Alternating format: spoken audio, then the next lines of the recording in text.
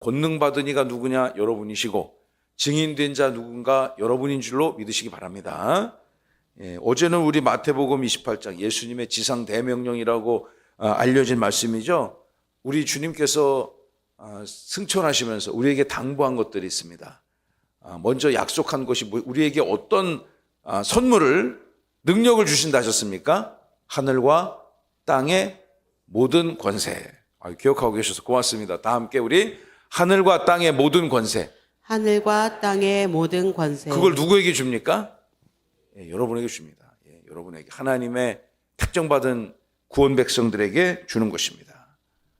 혹자들은 하나님이 사랑이 많은 분이라서 모든 인류를 다 구원하신다고 생각하시는 그런 분도 있습니다. 그런 교회도 있고. 그러나 성경은 그것이 아니라고 증언하고 있습니다. 누구에게 그 권세가 주어지는가? 오늘 사도행전 1장 6절부터 11절의 말씀처럼 성령의 권능을 받은 하늘과 땅의 모든 권세를 부여받은 여러분들에게 임하는 것임을 여러분 꼭 잊지 말고 가슴에 새기시는 은혜가 있기를 바랍니다. 오늘 우리 사도행전 1장 서문은요, 우리 주님께서 이 땅에 오셔서 모든 사역을 다 마치셨습니다. 3년의 공생의 사역을 마치시고 죽으셨습니다. 그러나 그분은 다시 살아나셨죠? 할렐루야. 주님은 살아나셨고, 그 주님이 이 땅에서 며칠 동안 계셨습니까? 부활하신 다음에 50일? 40일. 40일을 이 땅에 머무셨습니다. 40일을 이 땅에 머무셔서 무엇을 하셨을까요? 그분이 하셨던 일이 바로 3절입니다. 여러분, 제가 슬라이드는 준비 못했는데 성경책 펴주셨으면 3절 한번 읽어볼까요? 시작. 그가 고난 받으신 후에 또한 그들에게 확실한 많은 증거로 친히 살아계심을 나타내사 40일 동안 그들에게 보이시며 하나님 나라의 일을 말씀하시니라. 아멘. 너무너무 귀한 말씀이에요. 주님께서 부활하신 게 이게 정말 이 영화 같은 얘기잖아요. 그죠? K-무비, K-드라마 같은 데서 나오는 이야기지만, 그런데 확실한 많은 증거, 이것으로 당신께서 살아나셨다는 것을 친히 몸소 보여주셨고, 그 보여주신 상태에서 예수님이 40일을 이 땅에 머무시면서 그럼 무슨 일을 하셨는가? 하나님의 나라를 말씀하셨다. 그거예요. 다 함께 따라오세요. 하나님의 나라. 하나님의 나라. 그러면 예수님이 하나님의 나라를 부활하셔서만 40일 동안 얘기하셨는가? 제가 성경을 매일 조금이라도 알아가기 위해서 날마다 묵상하고 또 많은 성경학자들의 그 글들도 읽어보고 또 여러 가지 버전들을 읽어보니까 제가 내린 결론은 예수님은 40일 동안 승천하시기 전에 하나님 나라 말씀하신 것이 아니고 처음 공생애를 시작하는 순간부터 마치는 순간까지 예수님이 이 땅에서 몇 년 계셨죠? 몇 년 사역하셨죠? 확실합니까? 3년이라고 알려진 것이 정설입니다. 그러니까 누가복음에 보면은 예수님이 사역을 30대 시작하셨다. 그리고 3년 하셨다는 것은 어느 책에 분명히 나와 있습니까? 그렇죠. 그러니까 계속 제가 요한복음이라고 몇 차례 말씀드렸는데 그게 이렇게 머릿속에 뇌리에 있으신가 보네요. 우리가 어떤 학생들이 이제 공부 잘하나 까먹기 전에 또 보는 친구들. 원래 인간은 계속 잊어버리게 돼 있어요. 어떤 거는 여러분 그냥 5, 60년 전에 있었던 일도 기억나는 일 있습니까? 없습니까? 있죠. 근데 어떤 거는 어젯밤에 무슨 얘기했는지도 기억이 안 날 때 있잖아요. 그런데 우리가 잊기 전에 또 기억하고 잊기 전에 좋은 기억 또 기억하고 그러면 머릿속에 많이 남듯이 하나님의 말씀을 여러분 즐겨 기쁨으로 많이 들으시고 묵상하시고 여러분의 것으로 소유하시기 바랍니다. 요한복음에 확실하게 3년 사역의 증거가 있습니다. 마태, 누가, 마가, 마태, 마가, 누가 이 세 권의 책에는요 3년 사역의 명확한 증거가 나와 있잖아요. 그러나 요한복음에는 명확하게 예수님이 3년 사역했다는 증거가 나와 있어서 예수님이 30세에 사역을 하셨고 33년 마치신 후에 33세 때 이 땅의 새 삶을 마치셨노라. 이렇게 우리가 헤아릴 수가 있는 거죠. 역으로 추적을 해서 그 3년 모든 시간에 처음부터까지 다 하나님 나라였어요. 하나님 나라. 하나님의 나라를 산상수훈으로 설명하시고 하나님 나라가 어떤 것인지를 비유로 설명하셨고 하나님의 나라의 통치 원리가 무엇인지를 가는 곳곳마다 설명하셨어요. 그 3년 동안 이렇게 하셨는데 그리고 나머지 그 40일 동안 이 3년 하셨던 거를 집중적으로 쏟아 부으셨던 것 같아요. 저는 그런 생각이 들더라고요. 가끔씩 제가 이렇게 보는 영상 가운데 이제 우리 아이들 그 수능 볼 때잖아요. 예, 근데 아주 우리나라에서 이름이 알려진 그 유명한 강사들 있지 않습니까? 그런 사람들 뭐라고 부르죠? 일타 강사들. 일타 강사들이 어떻게 강의하나. 이걸 이렇게 가끔씩 제가 이렇게 몇 번 이렇게 보니까 이 사람은 이게 관심이 있구나. 뭐 제가 무슨 수능에 무슨 관심이 있겠어요? 수능 본 시대도 아닌데. 그런데 이제 그런 강사들의 이렇게 강의를 들으면은 이 AI 알고리즘이 저기 대한민국 세종시에서 11호를 살아가는 원동혁이라는 사람은 여기에 관심이 있구나. 계속 이렇게 보내주잖아요. 잊을만 하면 또 보내주고. 그 제가 가끔씩 보는 게 제가 뭐 집중해서 넉넉히 보는 건 아니고 가끔씩 들여다보는 유명한 국어 선생님 강의도 있고 수학 선생님 강의도 있고 그리고 영어 선생님 강의도 있습니다. 그분들 보면은 정말 잘 가르쳐요. 기가 막히게 가르쳐요, 정말. 그래서 제가 그걸 보면서 저분들 진짜 일타 강사라고 부를 만하다. 그런데 이제 이번 수능을 앞두고 막 집중적으로 막 보내주는 것 같아. 그 콘텐츠를 제작해서 아주 핵심 요약을 탁 해가지고 말이죠. 예수님도 그렇게 하셨어요. 예수님도 3년 공생의 사역을 마치시고 죽으셨지만 부활하신 후에 40일 동안 우리가 조금 전에 읽은 사도행전 1장 3절의 말씀처럼 하나님의 나라의 일을 말씀하셨어요. 하나님의 나라의 일을 또 당부하셨어요. 성령과 함께 그 하나님의 나라를 이루어가라고 주님께서는 당부하셨습니다.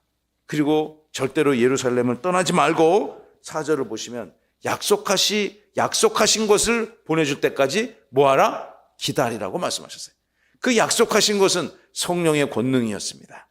오늘 우리가 이제 예수님께서 하늘로 탁 올라가시는 그 정말 절대적으로 드라마틱한 장면 아닙니까? 여러분, 인간이 이 대기권 바깥에 탁 빠져나갈 때는 이게 사람의 인력으로는 안 되는 거지 않습니까? 엄청난 로켓 추진체에다가 에너지를 쏟아 부어가지고 그것을 막 태워가지고 그 힘으로 사람을 이 우주로 대기권 바깥으로 쏘아보내지 않습니까? 그런데 우리 예수님께서는 부활하신 육신의 몸 그대로 인간의 몸으로 쫙 승천하셨다. 그 상상할 수 없는 일이죠. 그 인간은 할 수 없는 일입니다. 하나님이시기에 가능한 것임을 믿으시기 바랍니다. 정말 드라마틱한 그 장면을 이 사도행전이 사도 누가가 이것을 처음 누가가 양피지를 탁 펴가지고 이 말씀을 토박토박 기록한다고 생각을 해보세요. 저는 성경을 읽을 때마다 어떤 생각을 하게 되냐면 이거는 인간이 쓴 게 아니다. 물론 인간이 성령의 영감을 받아 성경을 기록하게 하는 사명을 받았죠. 구약 성경은 선지자들이, 신약 성경은 사도라 불리우는 이들에게 그 사명을 주셨습니다.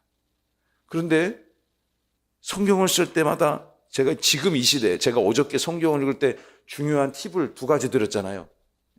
이 성경을 처음 읽는 제1차 독자의 심정으로 한번 성경을 바라보시라고 말씀을 드렸습니다.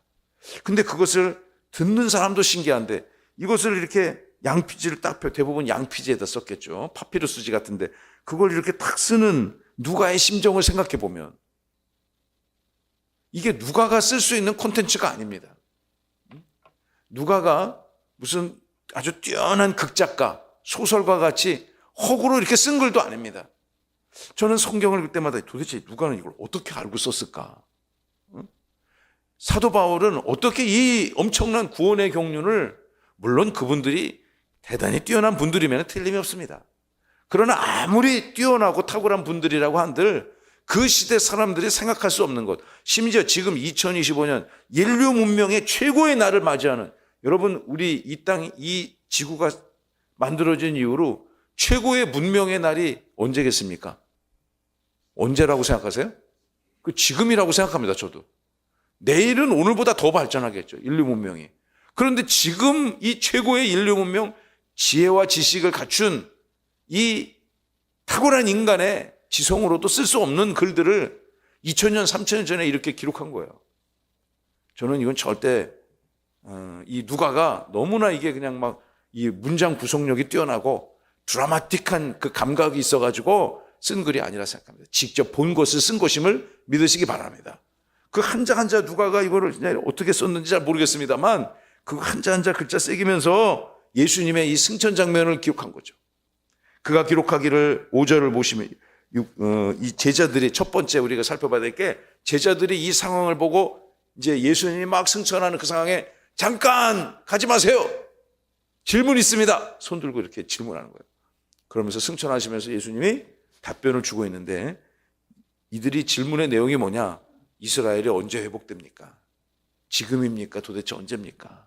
라고 물어보는 장면을 우리 함께 말씀을 읽어봅니다. 6절 다 함께 시작. 그들이 모였을 때 예수께 여쭈어 이르되 주께서 이스라엘 나라를 회복하심이 이때이니까 하니. 예수님의 제자들이 이제 예수님이 하나님의 나라 일을 40일 동안 일타강사 마냥 특강을 딱 하신 둘에 하나님 나라 특강을 했어요.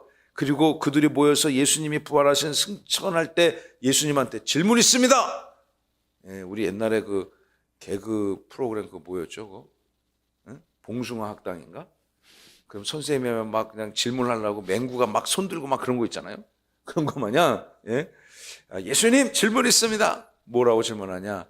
주님께서, 그렇다면 주님께서 이스라엘의 이 시대와 나라와 공간을 회복시켜 주시는 것이 바로 지금입니까? 라고 물어보는 것입니다. 하나님의 나라에 대해서 예수님이 그렇게 설명을 해줬는데도 다 헤아려 알지 못합니다. 학생들이 선생님이 설명해 주는 거 다 알면 얼마나 좋겠어요? 근데 모르니까 또 질문하고 그러는 거겠지만, 이 예수님의 제자들은 이 하나님의 나라의 권세, 하늘과 땅의 모든 권세를 너희에게 주겠다고 말씀하셨는데, 그 권세가 어떻게 그들의 살아가는 시간과 공간의 때에 나타나는가? 그 역사의 때가 언제인가를 지금 물어보고 있어요. 하나님의 나라가 언제 회복됩니까? 여러분, 근데 그 이스라엘이 언제 회복됩니까? 이스라엘에 언제 하나님의 나라가 완성됩니까? 이 성경 사도행전을 연구하는 많은 연구가들의 그 글들을 읽어보면 제자들이 지금 예수님의 질문에, 예수님의 가르침에 대해서 잘못 받아들이고 있다라고 생각하는 견해가 지배적입니다. 아마도 그들은 이때 당시에 로마의 권세와 압제하에 있었기 때문에 그것들을 극복해내고 자유민이 되는 것, 해방된 민족이 되는 것이 마치 그 옛날 이스라엘 백성들이 애굽에서 노예 생활을 했을 때 하나님 해방시켜 주셨잖아요. 그 특별한 개입 권세를 그들은 기다리고 있었다라고 생각하는 것이 일반적인 견해입니다. 우리가 요즘 새벽 시간에 평상시에 갈빗의 시간 아닐 때는 에스라서를 읽거든요. 그 에스라서를 읽어보면은 참 놀라운 일들이 많이 기록되어 있는데, 이스라엘 백성들이 남의 나라에 포로로 잡혀갔잖아요. 볼모로 잡혀갔습니다. 거기서 온갖 구박받으면서, 야, 너희들이 하나님 믿는 백성이야? 하나님이, 너희들이 믿는 여호와가 어디 계시는데 너네 지금 여기서 지금 이런 생활하고 있는데 조롱과 멸시를 받았습니다. 그런데 그들이 해방되어졌습니다. 이스라엘 백성들이 거기서 엄청난 막 군사력을 키워가지고, 정치력을 키워가지고 그 페르시아라는 바벨론 대제국을 전복시켜서 얻은 해방이 아니라 하나님께서 그 민족을 사랑하사 해방시켜 주신 거죠. 시대적 권세들을 도구로 사용하심으로. 우리나라가 해방된 것도 일제강점기로부터 해방된 것이, 물론 그 상황을 극복하기 위해서 수많은 사람들이 여러 가지 방법으로 이 국권회복 운동을 벌였습니다. 그러나 그것이 일제 제국주의자의 힘을 뒤집은 건 아니죠. 무엇 때문에 우리가 해방됐습니까? 예, 미국이 전쟁에서 승리함으로 우리가 해방된 거잖아요. 하나님의 권세가 이 땅을 회복시켜 주었다고 저는 믿습니다. 여러분, 이런 것처럼 이스라엘 백성들이 주님의 회복의 때를 물어보고 있습니다. 그런데 하나님이 말하는 그 회복은 단순히 로마 제국으로부터 정치적 자유를 얻는 것 그 이상의 압도적인 것이었습니다. 예수님이 제자들의 이러한 그 질문에 7절과 같이 답을 하세요. 7절 시작. 이르시되 때와 시기는 아버지께서 자기의 권한에 두셨으니 너희가 알 바 아니요. 아멘. 주님께서 그게 궁금하구나. 그런데 너희들이 지금 그 때를 물어보는데 그 때는 너희들에게 주지 않았다. 시간에 관한 권세는 너희들에게 있지 않다. 다만 근데 이 때를 함부로 막 이렇게 추정하면 여러분 어떻게 됩니까? 뭐가 되죠? 두 자로? 이단이 되는 겁니다. 그래서 옛날에 수많은 이단들이, 요즘에는 이제 그런 미련한 이단들이 없습니다. 그런데 예전에는 막 겁도 없이 막 그 때를 막 자기가 정하는 이단들이 있었잖아요.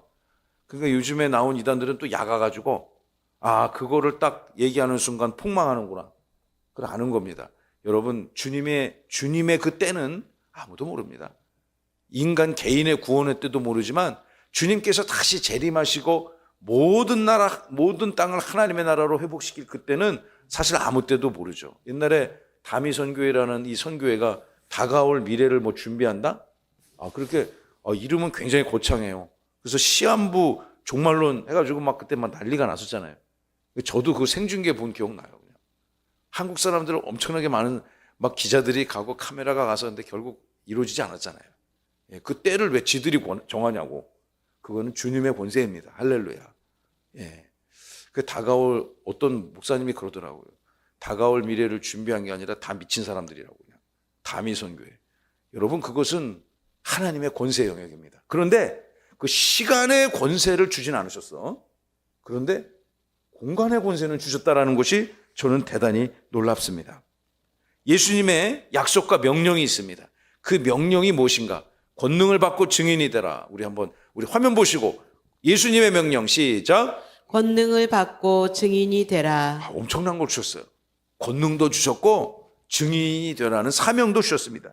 8절을 다 함께 읽어봅니다. 시작. 오직 성령이 너희에게 임하시면 너희가 권능을 받고 예루살렘과 온 유대와 사마리아와 땅끝까지 이르러 내 증인이 되리라 하시니라. 아멘. 아멘. 이것도 여러분 어제 우리 읽은 마태복음 맨 마지막 그 말씀처럼 여러분 너무 잘 아시고 익히 외우시고 또 들으셨던 말씀입니다. 때의 권한은 너희에게 주진 않았지만 너희에게 줄 것이 있다. 오직 다른 거 필요 없고 오직 성령이 너희에게 임하시면, 오직 하나님의 영 예수 그리스도의 그 구원의 영이 너희에게 임한다면 너희가 무엇을 받아요? 오늘의 핵심 키워드.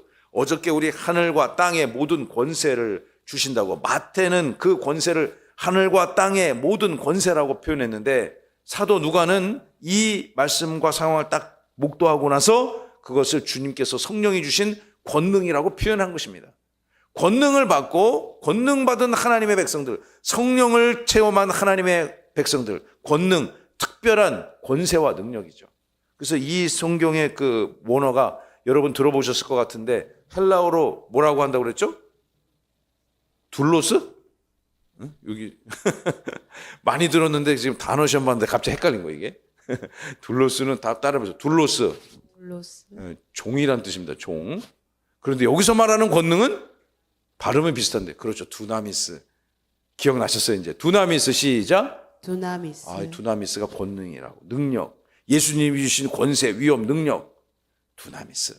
이 두나미스가 이렇게 어원이 나온 말이 현대에서 많이 쓰는 그 파생된 어휘가 있다고 그랬잖아요. 이렇게 팍 폭발시키는 거. 공사 현장 같은 데서 다이너마이트 팍 터지는 거 있잖아요. 다이너마이트 터지는 걸 저도 봤어요. 이 공사할 때. 우리가 이제 공사하기 전에 뭐부터 해요? 땅부터 파지 않습니까? 땅을 파요.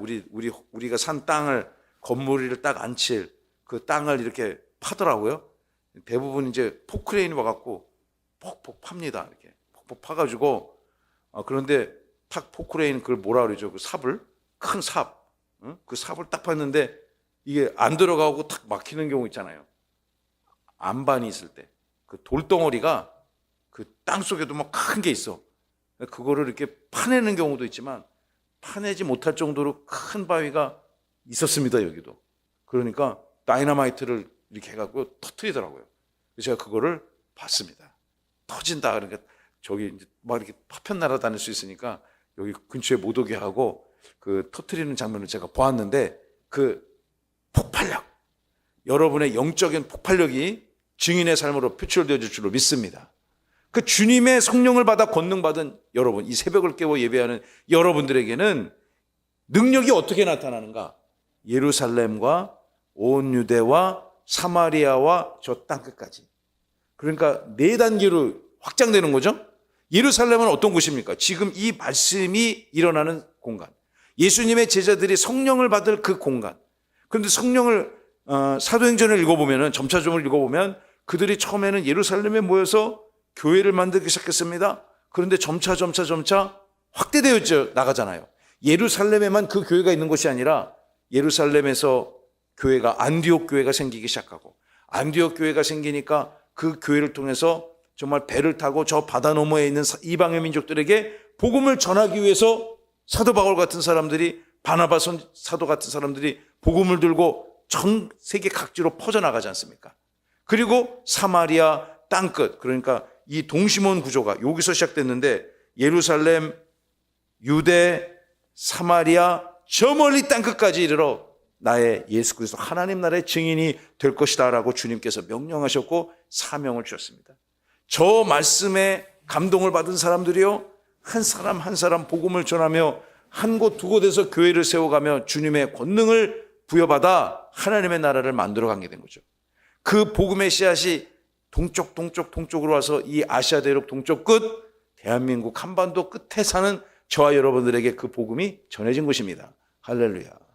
이 복음을 들고 또 이 땅에 또 선교적 사명을 받은 이들은 또 복음을 들고 다른 나라 민족을 유대와 사마리아와 땅끝까지로 복음을 전하는 그 사명을 들고 교회를 세우기 위해서 또 나가는 선지자들이 있지 않습니까? 우리는 모두가 다 나갈 수 없기 때문에 나간 이들을 또 섬기기 위해서 사랑 나눔 잔치도 하고 선교 예물도 드리고 우리의 삶을 기도로 그들 앞에 그들의 삶을 지켜달라고 기도하는 것 아니겠습니까? 이 모든 것이 권능받은 주님의 증인으로서의 사명인 줄로 믿습니다. 제가 이번에 도우려고 하는 유국에는 우리가 직접적으로 파송한 선교사님이 계시고요. 그 T국에는 그 옆에 있는 나라에는 제가 만났던 선교사님 중에서 정말 가장 사역을 잘한다고 제가 이렇게 자신 있게 얘기해도 부족함이 없을 정도로 참 훌륭한 선교사님을 이번에 도우려고 해요. 그런데 그분이 대전에서 건축 설계사였습니다. 건축 설계사로 활동을 하시다가 그 T국을 한 일주일 동안 여행을 한 겁니다. 여행을 했는데 원래 거기 선교하러 여행을 한 게 아니고 그냥 여행을 한 거예요. 여행을 했는데 갔다 왔는데 계속 그 두 부부가 그냥 그 나라가 눈만 뜨면 그 나라가 보이고 그 나라 사람들이 생각이 나고 그 사람들과 함께 나누었던 대화가 생각나고 그 사람들하고 함께 먹었던 음식이 생각나더라고요. 미치겠더라는 거예요. 그래서 그걸 그 두 부부가 열심히 기도하다가 그 땅에 보내시고자 하시는 하나님의 선한 계획을 발견하고 정말 너무 괴로웠대요. 왜냐하면 자기 삶을 정리하고 가야 되니까. 그 두 부부가 같이 건축 설계사로 일을 하셨는데 각자 3년, 5년에 걸쳐서 그들의 삶을 정리하고 지금 20년 넘게 그 땅에서 사역하신 분이 있어요. 이제 언젠가 한번 우리 교회 오시면 제가 한번 모시려고 해요. 여러분, 그들이 직접적인 이런 사명을 받고 그들이 이 말씀을 딱 읽고서 외면할 수 없었던 거죠. 성령께서 그렇다고 여러분 오늘 다 짐 싸갖고 유국, 티국 가라는 건 아닙니다. 언젠가 한번 갈 기회가 있을 겁니다. 가실 분들은 한 달에 10만 원씩 미리 적금을 하셔. 그래서 가서 보면 진짜 이 사도행전 1장 8절의 말씀이 이해가 돼요. 그 땅에도 하나님이 이렇게 권능을 행하신다는 것. 여러분의 살아가는 오늘의 삶의 현장에도 하나님의 권능으로 다이너마이트 같은 영적 폭발력으로 권세를 주심을 믿으시기 바랍니다.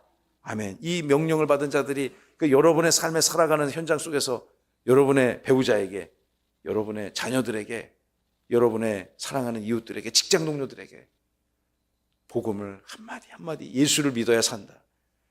하나님의 나라의 주인은 예수 그리스도다. 우리는 예수를 믿는 순간 그리스도의 백성으로 회복된다. 우리 이런 것들이 복음을 전하는 자들의 사명이고 또 그런 자들에게 특별한 권능을 주신다고 약속하셨으니 그 권능이 이 새벽을 예배하는 여러분들에게 풍성히 충만히 임할 줄로 믿으시기 바랍니다. 이제 마지막 세 번째 말씀 9절로부터 11절의 말씀을 보시면요. 권능받은 증인의 사명이 기록되어 있습니다. 어떤 사명이 기록되어 있을까요? 오늘을 살아갈 때 여러분 아무 생각 없이 사시지 마시고 뭐 그런 분은 안 계시겠지만 예수님의 은혜를 사모하면서 다시 오실 그 주님을 기다리는 증인의 삶으로 권능으로 살아가시기를 간절히 소망합니다. 아멘. 말씀을 보십시오. 이 말씀을 다 마치시고 이 말씀을 다 어떤 말씀입니까? 8절의 말씀이죠. 너희가 성령이 임하시면 너희가 권능을 받고 예루살렘과 유대와 사마리아 땅끝까지 이르러 나의 증인이 뭐 하는 사람입니까? 옳다고 인정해 주는 사람이잖아요. 저 사람의 말이 진실입니다. 그리고 이 사건이 진실입니다라고 그 객관적 사실을 담보해 주는 사람이 증인이잖아요.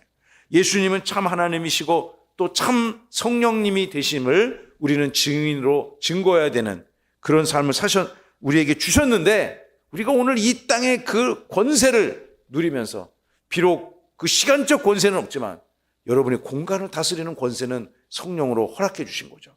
저는 이 본문을 그렇게 이해합니다.